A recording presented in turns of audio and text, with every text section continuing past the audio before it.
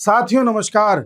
साथियों, जैसा कि आप जानते हैं कि पूरी दुनिया में जिस तरह से आतंकवाद फैला हुआ है, भारत में भी हम आतंकवाद का शिकार रहे हैं। दुनिया में कई ऐसे ग्रुप्स हैं जो आपस में लड़ रहे हैं। हम कई बार ये सोचते हैं कि आखिर इनका ब्रेन वॉश कैसा इस तरीके से कर दिया जाता है कि ये लड़ते रहते हैं, अपनी जान की बाजी लगा देते हैं, अपनी जान कुर्बान कर देते हैं। ऐसा क्या ब्रेन वॉशिंग इनकी होती है? तो हमने एक वीडियो में मैंने कई बार आपसे डिस्कस भी किया है कि जैसे हमारे नॉर्थ ईस्ट में जो समस्या है वो म्यांमार की तरफ से नॉर्थ ईस्ट में आती है, फिर चाहे मणिपुर हो, नागालैंड हो, मिजोरम हो, आसाम हो, इन स्टेट्स में, या इधर पाकिस्तान की तरफ से आती है पंजाब में।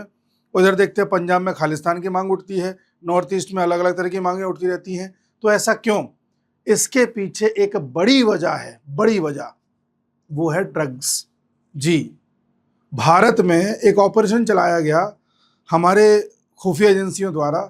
उस ऑपरेशन का नाम रखा गया ऑपरेशन रेड पिल। इसके तहत 182 करोड़ के जिहादी ड्रग्स को पकड़ा गया है जो भारत से गल्फ कंट्रीज में ले जाया जा रहा था। मैं इस वीडियो में यही बताऊंगा कि जिहादी ड्रग्स होता क्या है, इसका वास्तविक नाम क्या है। ठीक है, इसको वैसे कैप्टागोन ड्रग्स बोलते हैं, लेकिन इसका असली नाम अगर आप पूछें तो इसे बोलते हैं फेनेथिलीन।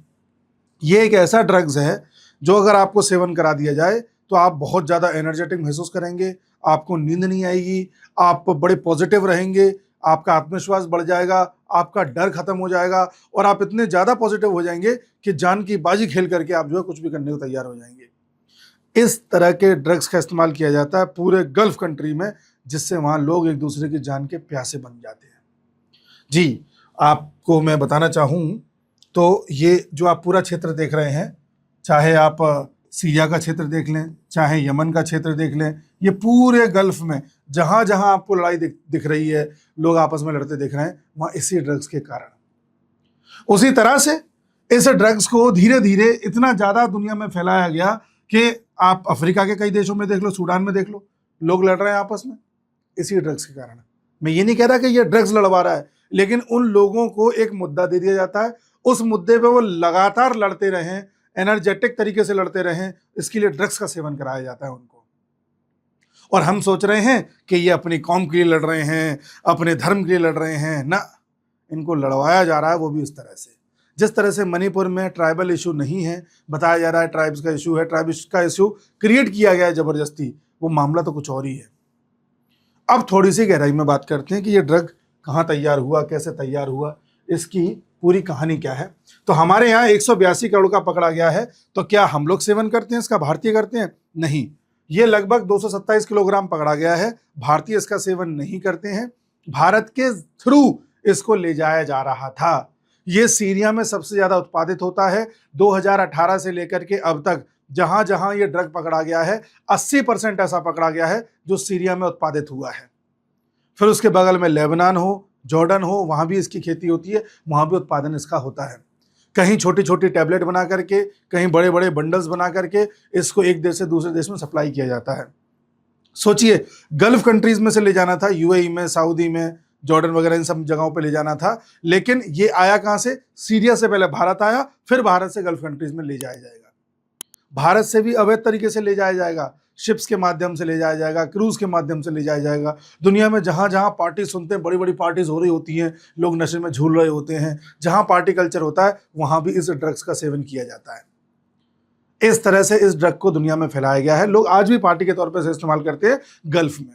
आप कहोगे यूएई में तो कोई झगड़ा नहीं होता, फिर क्यों लेके जा रहे हो? वो पार्टी के काम आता है। हमारे बॉलीवुड में भी आपने देखा है झूलते हुए कुछ आपने सितारे देखे होंगे, आपने क्रूज पर पार्टी होते देखा होगा, बड़े बड़े बॉलीवुड सितारों के लड़के पकड़ते हुए देखे होंगे, वहाँ सब यही चलता है। और जब इसकी डोज थोड़ी बढ़ा दी जाती है तो एक आतंकवादी बिल्कुल जिहादी बनने को तैयार हो जाता है। इसको पकड़ा गया है। और बताऊं मैं आपको इसके बारे में, ऑपरेशन रेड पिल हमने चलाया।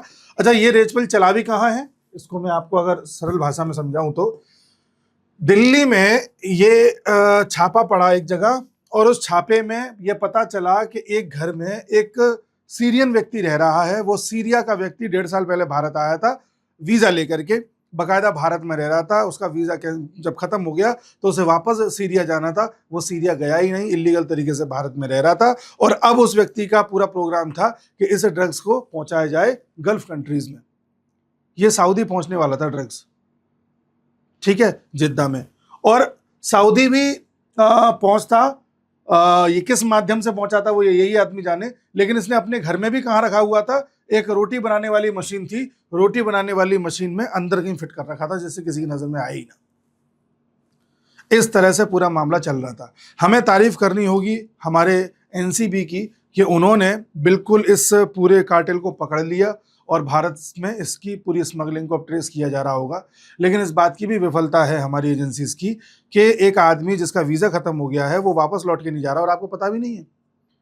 मैं जानता हूँ, हमारे जानने वाले लास्ट ईयर जर्मनी गए थे, उनका वीज़ा 26 तारीख को ख़त्म होना था, गलती से वापसी की टिकट उन्होंने 27 की करा ली थी।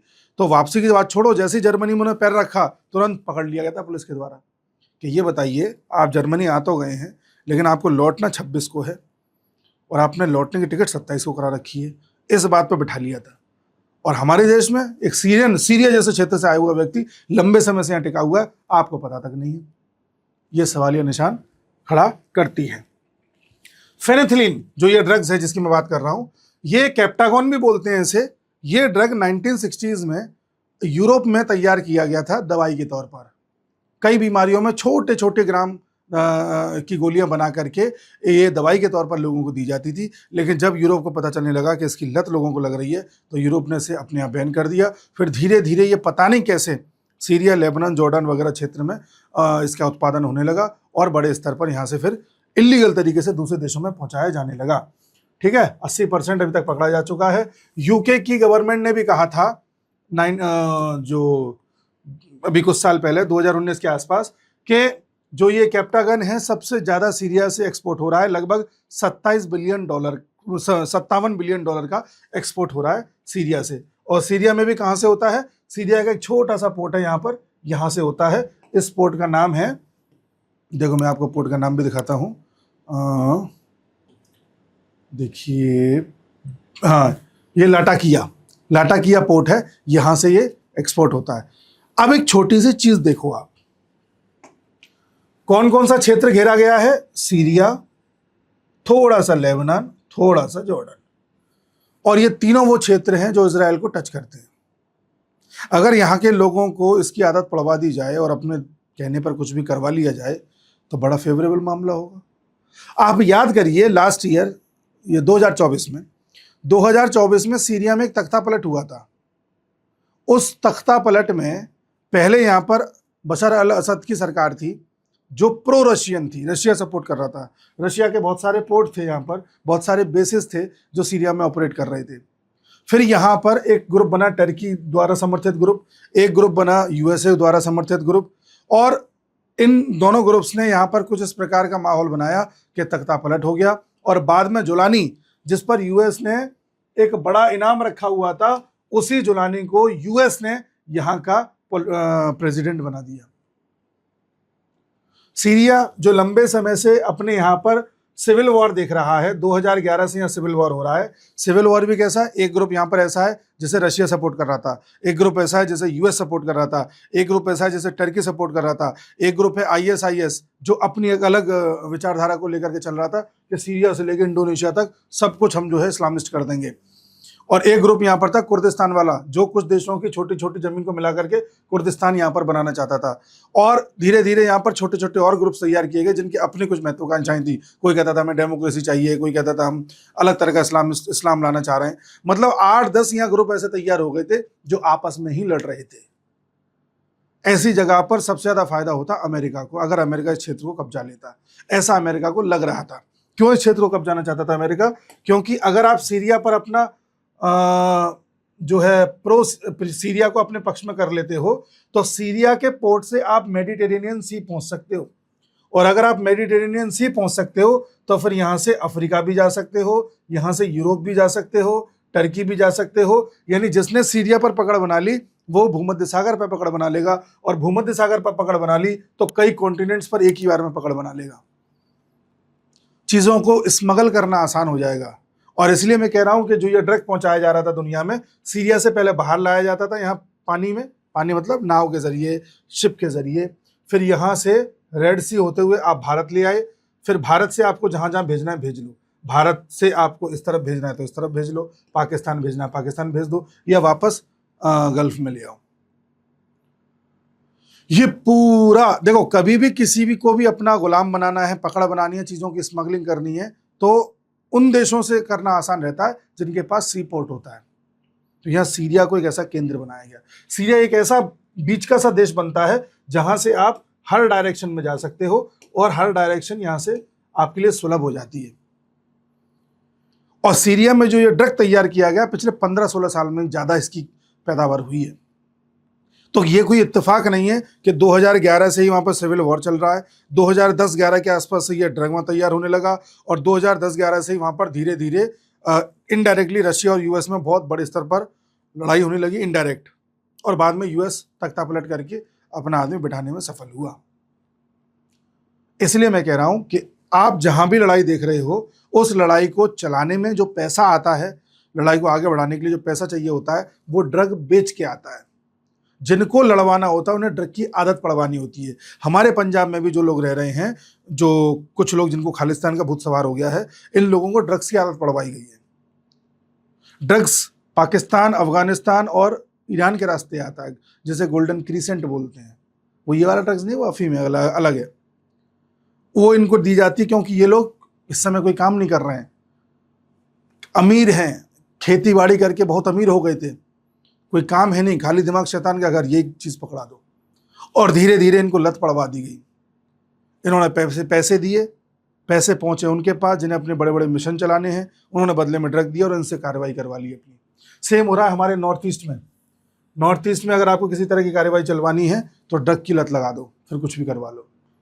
सेम हो रहा है पूरे इस मिडिल ईस्ट में। अच्छा, एक चीज़ मैं आपको और बताऊं, जो लोग कहते हैं कि हम तो साहब धर्म के लिए लड़ रहे हैं, अगर धर्म के लिए लड़ रहे हो तो आपने देखा होगा पिछले 2-3 साल में गाज़ा के लिए बहुत आवाज़ उठी है कि गाज़ा में जो हो रहा है वो गलत हो रहा है, गाज़ा में मुसलमानों के साथ बहुत गलत हो रहा है, मासूमों के साथ बहुत गलत हो रहा है। तो ऐसे लोगों से मैं पूछना चाहूँगा कि पिछले 15 साल में सूडान में सिविल वॉर चल रहा है और यहाँ करीब 4 लाख लोग मारे जा चुके हैं जो मासूम थे, जिनका कोई दोष नहीं था, और ये सब इस्लामिस्ट थे। इनके लिए कोई क्यों नहीं आवाज़ उठाता? लंबे समय से बलोच भाइयों को पाकिस्तान की फौज बर्बरतार से मार रही है, किडनैप कर रही है, इनके लिए कोई आवाज़ क्यों नहीं उठाता? ईरान में बताया जाता है कथित तौर पर 20,000 से ज़्यादा लोगों को मार दिया गया जो प्रोटेस्ट कर रहे थे, फांसी दे दी गई, इनके लिए कोई आवाज़ क्यों नहीं उठाता? चाइना यहाँ पर अपने जिंगजियांग में उइगुर मुसलमानों के साथ बर्बरता करता है, कोई आवाज़ क्यों नहीं उठाता? कोई क्यों नहीं आवाज़ उठाता? इधर इधर देख लो, ईरान लगातार हमला कर रहा है यूएई पे, यूएई ईरान पे कर रहा है, एक दूसरे की रिफाइनरीज को उड़ा रहे हैं, कोई क्यों नहीं आवाज़ उठाता? आवाज़ कब उठती है? जब इजराइल किसी मुसलमान को मार देता है या भारत किसी पाकिस्तानी को मार देता है, पाकिस्तानी फौजी को या पाकिस्तानी टेररिस्ट को, क्योंकि दिक्कत यहूद और हनूद से है। इन क्षेत्रों में तो ड्रग्स दे के काम चलाया जा रहा है। भारत के लोगों, कुछ लोग ऐसे हैं जिनको बिना ड्रग्स के जिहाद चढ़ा हुआ है, वो इस तरह का कैंपेन चलाते हैं। तो जब भी आप न्यूज़ देखें कि किसी क्षेत्र में बवाल हो गया, लंबे समय से आगजनी हो रही है, 2 गुट लड़ रहे हैं, तो पहला लिंक निकालना कि ड्रग्स। दूसरा, कोई बाहरी देश ये करवा रहा है, क्योंकि कोई समस्या इतनी बड़ी नहीं होती कि 3-4 साल तक चलती रहे और सॉल्व ही नहीं हो रही हो। हमारे देश में बड़े बड़े आंदोलन हुए हैं, बड़ी बड़ी समस्याएं सॉल्व हुई हैं, बड़े बड़े संविधान में बदलाव हुए हैं और लोगों को सेटिस्फाई किया गया है।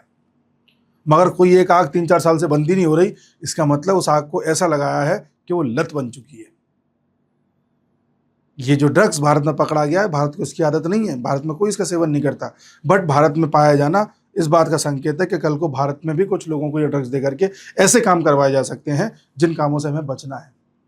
लगातार कुछ अपोजिशन पार्टीज, लगातार कुछ अपोजिशन ग्रुप्स, लगातार कुछ कम्युनिटीज़ इस बात से चिड़ी हुई हैं कि लगातार बीजेपी क्यों जीत रही है।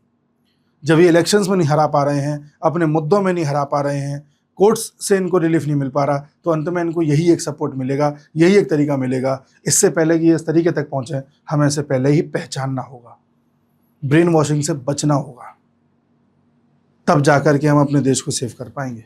तो एक कार्टेल पकड़ा जाना, मैं ये नहीं कहता कि पूरी समस्या को सॉल्व कर देता है, बट हाँ, मैं ये ज़रूर कहता हूँ कि ये एक बहुत बड़ी समस्या की ओर इशारा है, ऑपरेशन रेज बिल। उम्मीद है मैं समझा पाया हूँगा।